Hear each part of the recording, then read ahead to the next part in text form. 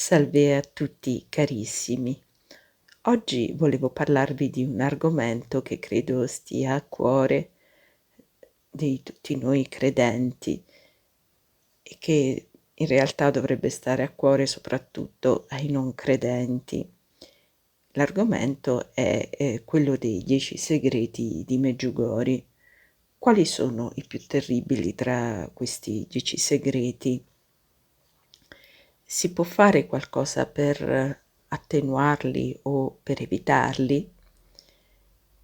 Ricordiamo brevemente quanto accaduto a Meggiugori. Il 24 giugno del 1981 la Madonna è apparsa a 6 ragazzi e con gli anni ha incominciato a rivelare loro una serie di messaggi in cui erano contenuti 10 segreti che riguardavano 10 avvenimenti che avrebbero caratterizzato la storia dell'umanità, il futuro dell'umanità.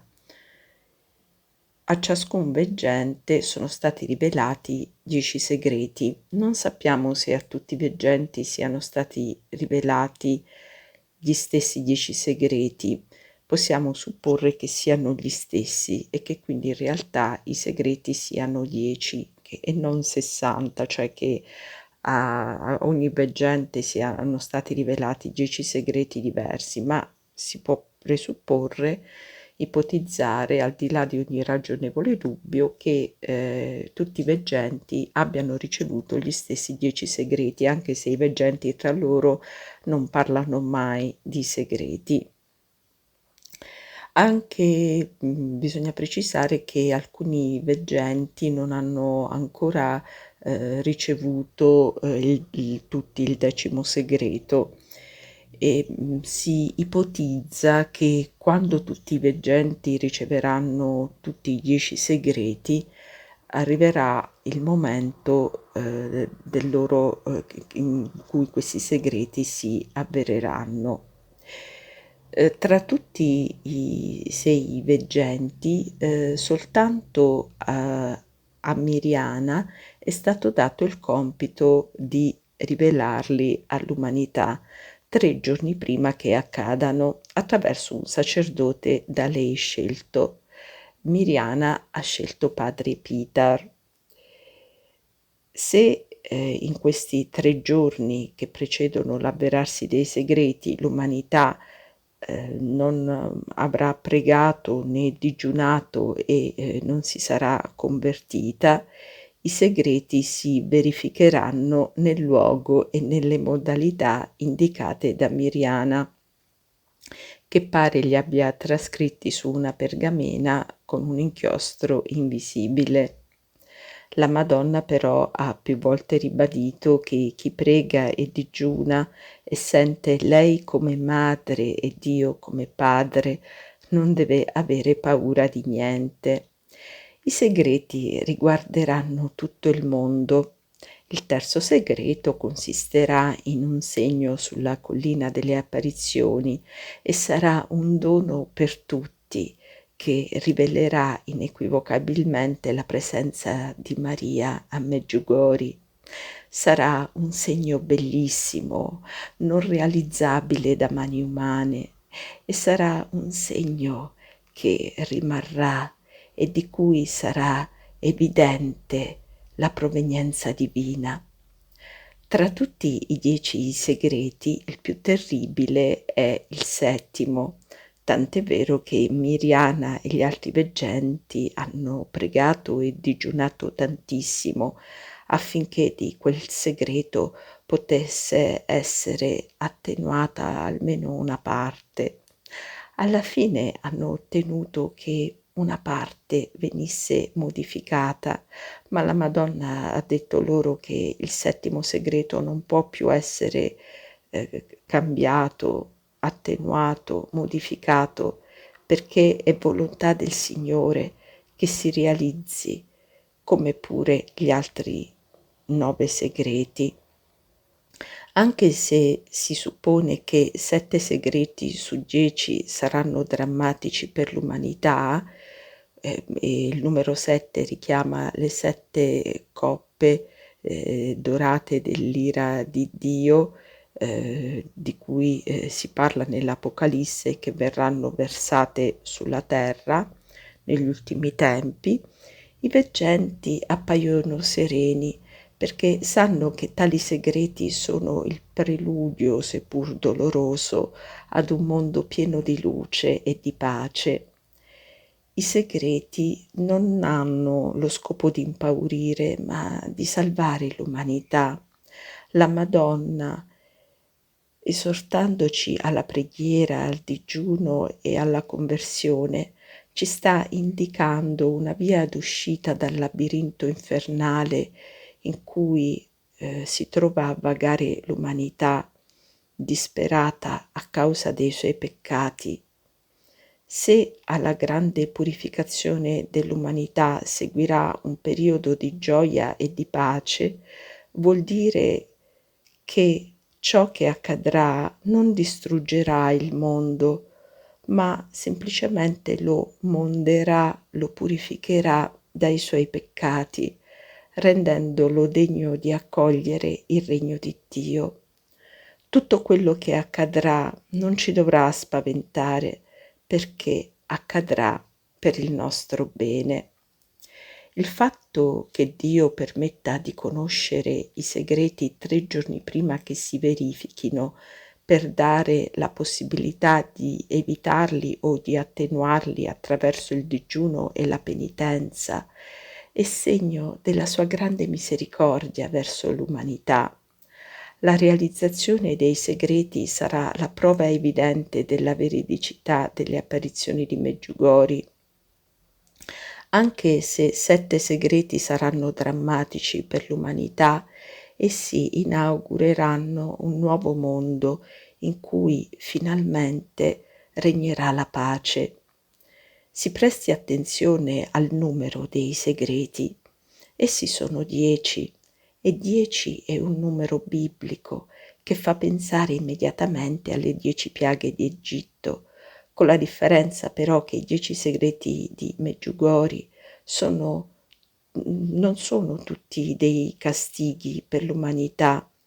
I primi 3 sono dei grandi segni che produrranno molte guarigioni fisiche e spirituali allo scopo di indurre l'umanità alla conversione.